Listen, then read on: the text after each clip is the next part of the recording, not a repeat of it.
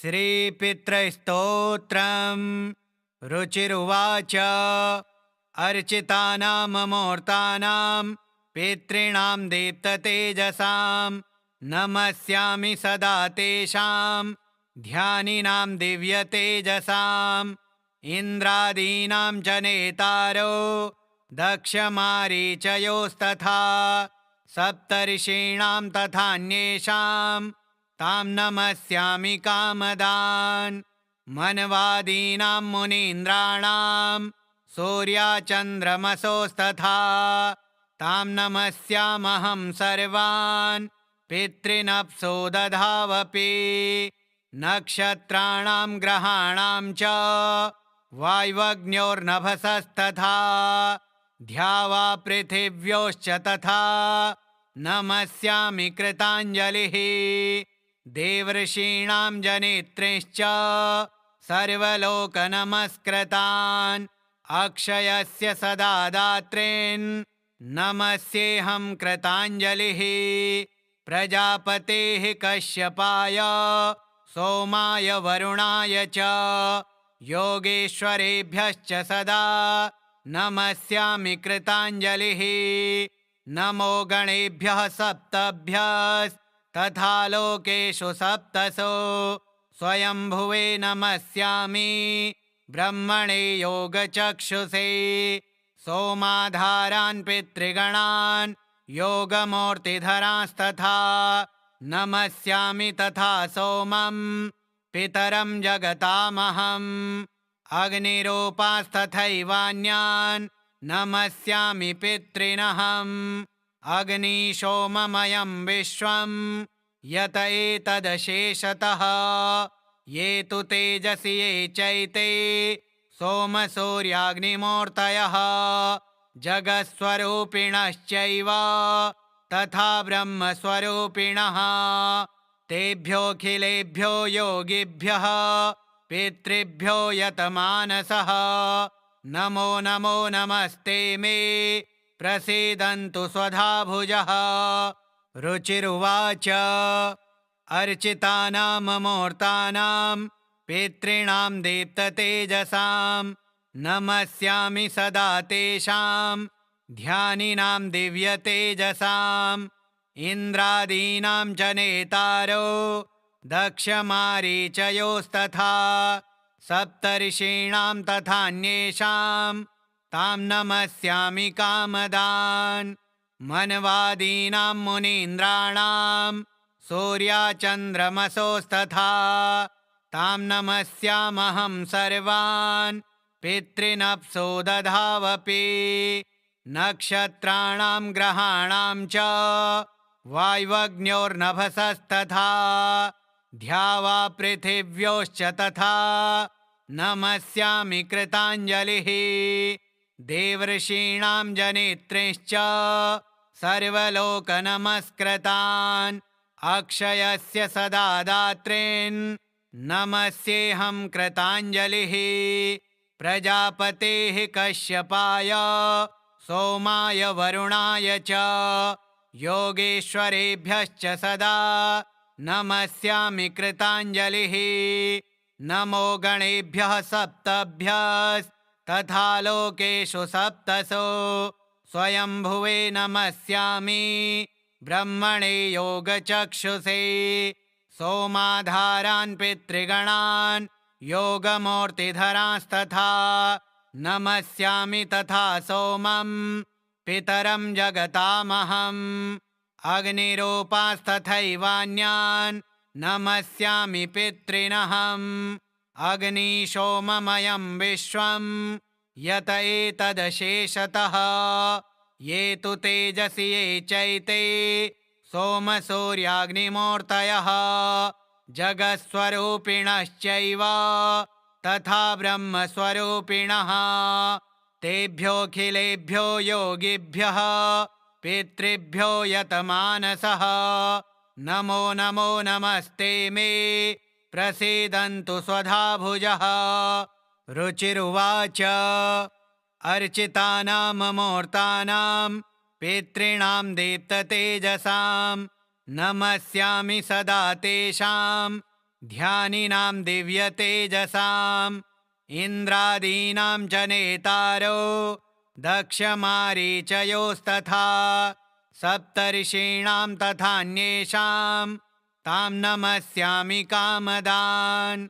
मनवादीनां मुनीन्द्राणां सूर्याचन्द्रमसोस्तथा तां नमस्यामहं सर्वान् पितॄनप्सो दधावपि नक्षत्राणां ग्रहाणां च वाय्वग्न्योर्नभसस्तथा द्यावा पृथिव्योश्च तथा नमस्यामि कृताञ्जलिः देवर्षीणां जनित्रीश्च सर्वलोकनमस्कृतान् अक्षयस्य सदा दात्रीन् नमस्येऽहं कृताञ्जलिः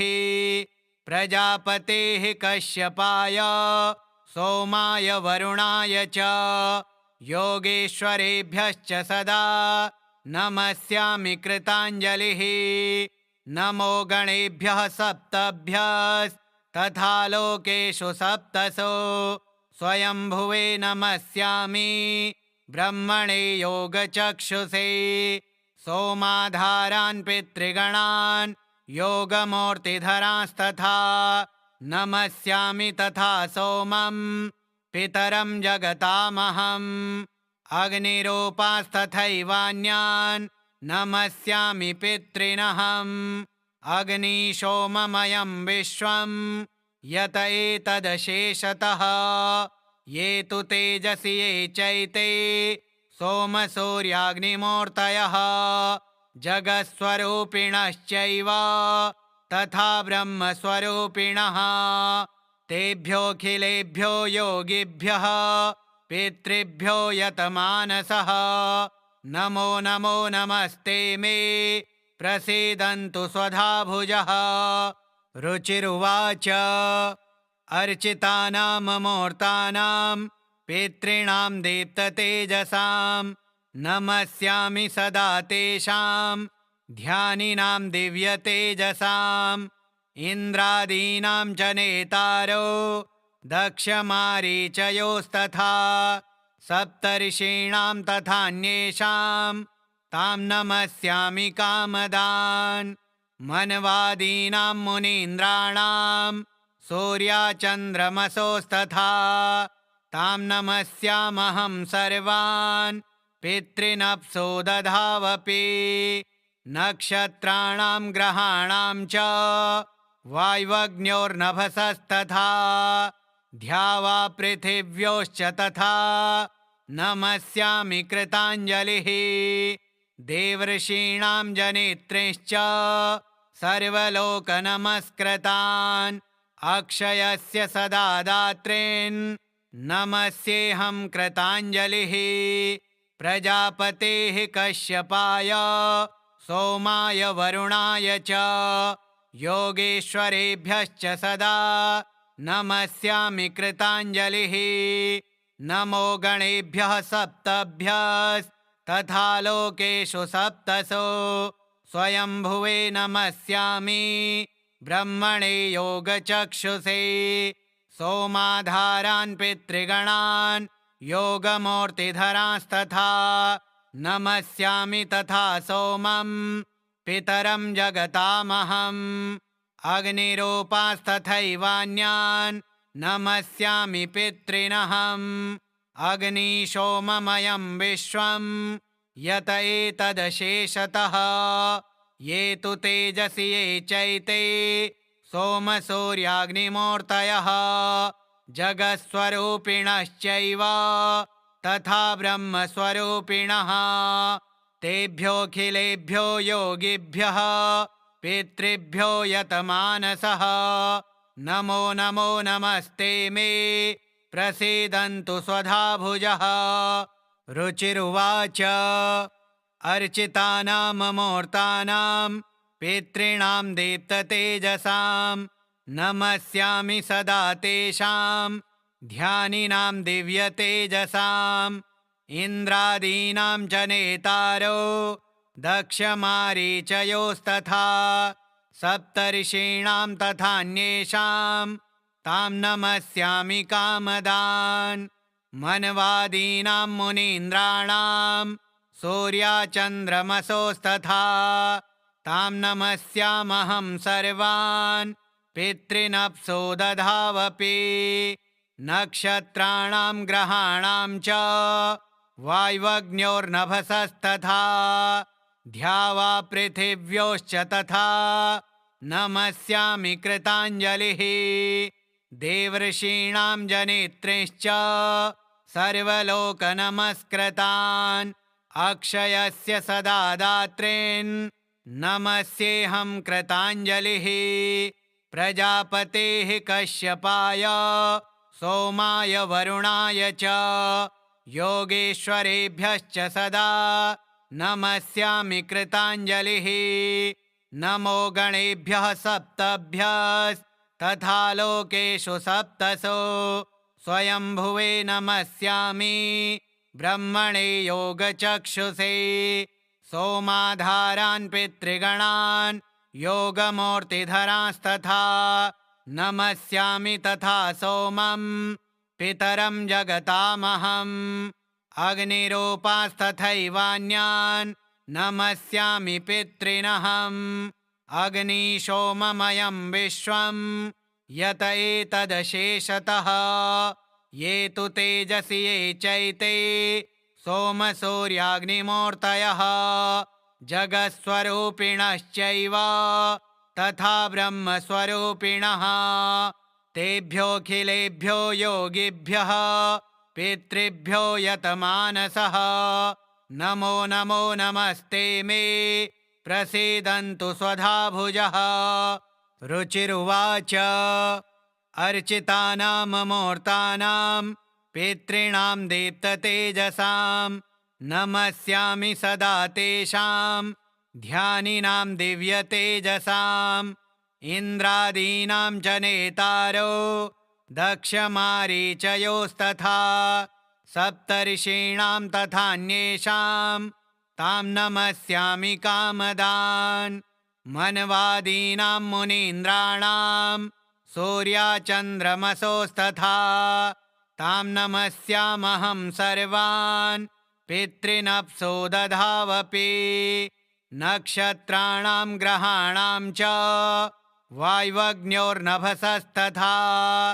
द्यावा पृथिव्योश्च तथा नमस्यामि कृताञ्जलिः देवर्षीणां जनित्रींश्च सर्वलोकनमस्कृतान् अक्षयस्य सदा दात्रीन् नमस्येऽहं कृताञ्जलिः प्रजापतेः कश्यपाय सोमाय वरुणाय च योगेश्वरेभ्यश्च सदा नमस्यामि कृताञ्जलिः नमो गणेभ्यः सप्तभ्यस्तथा लोकेषु सप्तसो स्वयंभुवे नमस्यामि ब्रह्मणे योगचक्षुषे सोमाधारान् पितृगणान् योगमूर्तिधरांस्तथा नमस्यामि तथा सोमं पितरं जगतामहम् अग्निरूपास्तथैवान्यान् नमस्यामि पितॄनहम् अग्निशोममयं विश्वं यत एतदशेषतः ये तु तेजसि ये चैते सोमसूर्याग्निमूर्तयः जगत्स्वरूपिणश्चैव तथा ब्रह्मस्वरूपिणः तेभ्योऽखिलेभ्यो योगिभ्यः पितृभ्यो यतमानसः नमो नमो नमस्ते मे प्रसीदन्तु स्वधाभुजः रुचिरुवाच अर्चितानामूर्तानां पितॄणां दीप्ततेजसां नमस्यामि सदा तेषां ध्यानिनां दिव्यतेजसाम् इन्द्रादीनां च नेतारो दक्षमारीचयोस्तथा सप्तर्षीणां तथान्येषां तां नमस्यामि कामदान् मनवादीनां मुनीन्द्राणां सूर्याचन्द्रमसोस्तथा तां नमस्यामहं सर्वान् पितॄनप्सो दधावपि नक्षत्राणां ग्रहाणां च वायवग्न्योर्नभसस्तथा द्यावा पृथिव्योश्च तथा नमस्यामि कृताञ्जलिः देवर्षीणां जनित्रीश्च सर्वलोकनमस्कृतान् अक्षयस्य सदा दात्रीन् नमस्येऽहं कृताञ्जलिः प्रजापतेः कश्यपाय सोमाय वरुणाय च योगेश्वरेभ्यश्च सदा नमस्यामि कृताञ्जलिः नमो गणेभ्यः सप्तभ्यस्तथा लोकेषु सप्तसो स्वयंभुवे नमस्यामि ब्रह्मणे योगचक्षुषे सोमाधारान् पितृगणान् योगमूर्तिधरांस्तथा नमस्यामि तथा सोमं पितरं जगतामहम् अग्निरूपास्तथैवान्यान् नमस्यामि पितॄनहम् अग्निशोममयं विश्वं यत एतदशेषतः ये तु तेजसि ये चैते सोमसूर्याग्निमूर्तयः जगत्स्वरूपिणश्चैव तथा ब्रह्मस्वरूपिणः तेभ्योऽखिलेभ्यो योगिभ्यः पितृभ्यो यतमानसः नमो नमो नमस्ते मे प्रसीदन्तु स्वधाभुजः। रुचिरुवाच अर्चितानां मूर्तानां पितॄणां दीप्ततेजसां नमस्यामि सदा तेषां ध्यानिनां दिव्यतेजसाम् इन्द्रादीनां च नेतारो दक्षमारीचयोस्तथा सप्तर्षीणां तथान्येषां तां नमस्यामि कामदान् मनवादीनां मुनीन्द्राणां सूर्याचन्द्रमसोस्तथा तां नमस्यामहं सर्वान् पितॄनप्सो दधावपि नक्षत्राणां ग्रहाणां च वायवग्न्योर्नभसस्तथा द्यावा पृथिव्योश्च तथा नमस्यामि कृताञ्जलिः देवर्षीणां जनित्रीश्च सर्वलोकनमस्कृतान् अक्षयस्य सदा दात्रीन् नमस्येऽहं कृताञ्जलिः प्रजापतेः कश्यपाय सोमाय वरुणाय च योगेश्वरेभ्यश्च सदा नमस्यामि कृताञ्जलिः नमो गणेभ्यः सप्तभ्यस्तथा लोकेषु सप्तसो स्वयंभुवे नमस्यामि ब्रह्मणे योगचक्षुषे सोमाधारान् पितृगणान् योगमूर्तिधरांस्तथा नमस्यामि तथा सोमं पितरं जगतामहम् अग्निरूपास्तथैवान्यान् नमस्यामि पितॄनहम् अग्निशोममयं विश्वं यत एतदशेषतः ये तु तेजसि ये चैते सोमसूर्याग्निमूर्तयः जगत्स्वरूपिणश्चैव तथा ब्रह्मस्वरूपिणः तेभ्योऽखिलेभ्यो योगिभ्यः पितृभ्यो यतमानसः नमो नमो नमस्ते मे प्रसीदन्तु स्वधाभुजः। रुचिरुवाच अर्चितानां मूर्तानां पितॄणां दीप्ततेजसां नमस्यामि सदा तेषां ध्यानिनां दिव्यतेजसाम् इन्द्रादीनां च नेतारो दक्षमारीचयोस्तथा सप्तर्षीणां तथान्येषां तां नमस्यामि कामदान् मनवादीनां मुनीन्द्राणां सूर्याचन्द्रमसोस्तथा तां नमस्यामहं सर्वान् पितॄनप्सो दधावपि नक्षत्राणां ग्रहाणां च वायवग्न्योर्नभसस्तथा द्यावा पृथिव्योश्च तथा नमस्यामि कृताञ्जलिः देवर्षीणां जनित्रिश्च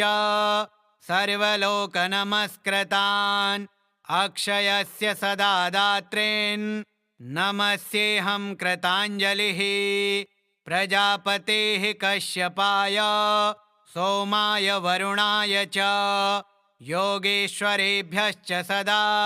नमस्यामि कृताञ्जलिः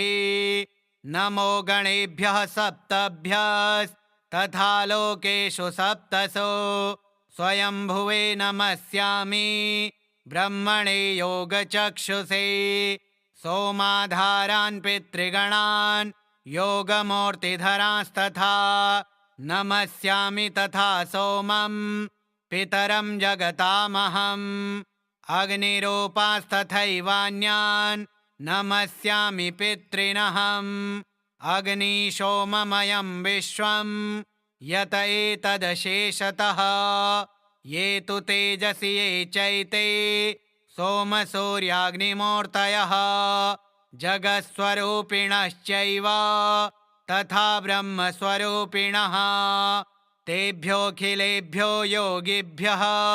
पितृभ्यो यतमानसः नमो नमो नमस्ते मे प्रसीदन्तु स्वधा भुजः रुचिरुवाच अर्चितानामूर्तानां पितॄणां दीप्ततेजसां नमस्यामि सदा तेषां ध्यानिनां दिव्यतेजसाम् इन्द्रादीनां च नेतारो दक्षमारीचयोस्तथा सप्तर्षीणां तथान्येषां तां नमस्यामि कामदान् मनवादीनां मुनीन्द्राणां सूर्याचन्द्रमसोस्तथा तां नमस्यामहं सर्वान् पितॄनप्सो दधावपि नक्षत्राणां ग्रहाणां च वाय्वग्न्योर्नभसस्तथा द्यावा पृथिव्योश्च तथा नमस्यामि कृताञ्जलिः देवर्षीणां जनित्रिश्च सर्वलोकनमस्कृतान्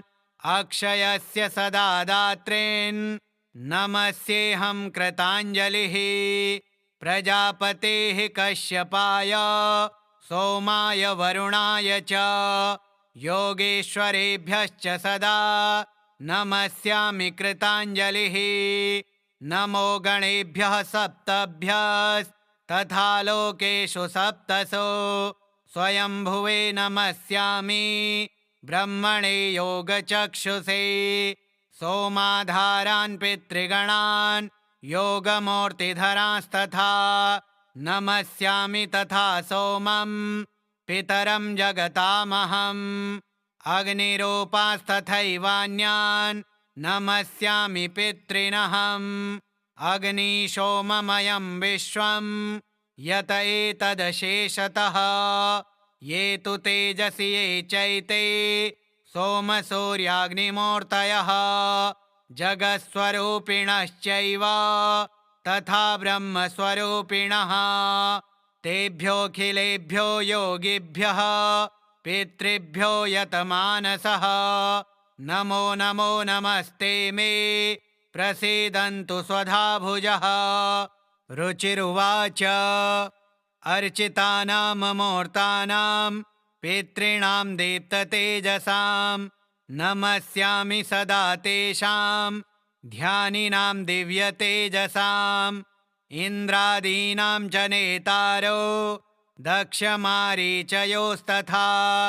सप्तर्षीणां तथान्येषां तां नमस्यामि कामदान् मनवादीनां मुनीन्द्राणां सूर्याचन्द्रमसोस्तथा तां नमस्यामहं सर्वान् पितॄनप्सो दधावपि नक्षत्राणां ग्रहाणां च वाय्वग्न्योर्नभसस्तथा द्यावा पृथिव्योश्च तथा नमस्यामि कृताञ्जलिः देवर्षीणां जनित्रिश्च सर्वलोकनमस्कृतान् अक्षयस्य सदा दात्रीन्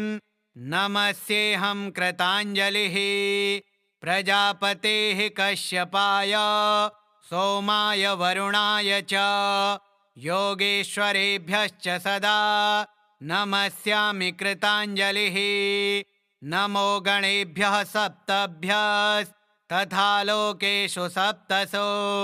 स्वयंभुवे नमस्यामि ब्रह्मणे योगचक्षुषे सोमाधारान् पितृगणान् योगमूर्तिधरांस्तथा नमस्यामि तथा सोमं पितरं जगतामहम् अग्निरूपास्तथैवान्यान् नमस्यामि पितॄनहम् अग्निशोममयं विश्वं यत एतदशेषतः ये तु तेजसि ये चैते सोमसूर्याग्निमूर्तयः जगत्स्वरूपिणश्चैव तथा ब्रह्मस्वरूपिणः तेभ्योऽखिलेभ्यो योगिभ्यः पितृभ्यो यतमानसः नमो नमो नमस्ते मे प्रसीदन्तु स्वधाभुजः। रुचिरुवाच अर्चितानां मूर्तानां पितॄणां दीप्ततेजसां नमस्यामि सदा तेषां ध्यानिनां दिव्यतेजसाम् इन्द्रादीनां च नेतारो दक्षमारीचयोस्तथा सप्तर्षीणां तथान्येषां तां नमस्यामि कामदान् मनवादीनां मुनीन्द्राणां सूर्याचन्द्रमसोस्तथा तां नमस्यामहं सर्वान् पितॄनप्सो दधावपि नक्षत्राणां ग्रहाणां च वाय्वग्न्योर्नभसस्तथा द्यावा पृथिव्योश्च तथा नमस्यामि कृताञ्जलिः देवर्षीणां जनित्रींश्च सर्वलोकनमस्कृतान् अक्षयस्य सदा दात्रीन् नमस्येऽहं कृताञ्जलिः प्रजापतेः कश्यपाय सोमाय वरुणाय च योगेश्वरेभ्यश्च सदा नमस्यामि कृताञ्जलिः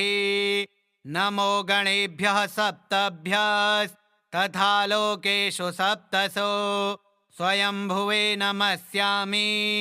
ब्रह्मणे योगचक्षुषे सोमाधारान् पितृगणान् योगमूर्तिधरांस्तथा नमस्यामि तथा सोमं पितरं जगतामहम् अग्निरूपास्तथैवान्यान् नमस्यामि पितॄनहम् अग्निशोममयं विश्वं यत एतदशेषतः ये तु तेजसि ये चैते सोमसूर्याग्निमूर्तयः जगत्स्वरूपिणश्चैव तथा ब्रह्मस्वरूपिणः तेभ्योऽखिलेभ्यो योगिभ्यः पितृभ्यो यतमानसः नमो नमो नमस्ते मे प्रसीदन्तु स्वधाभुजः। श्रीरुचिमुनिकृतं पितृस्तोत्रं सम्पूर्णम्।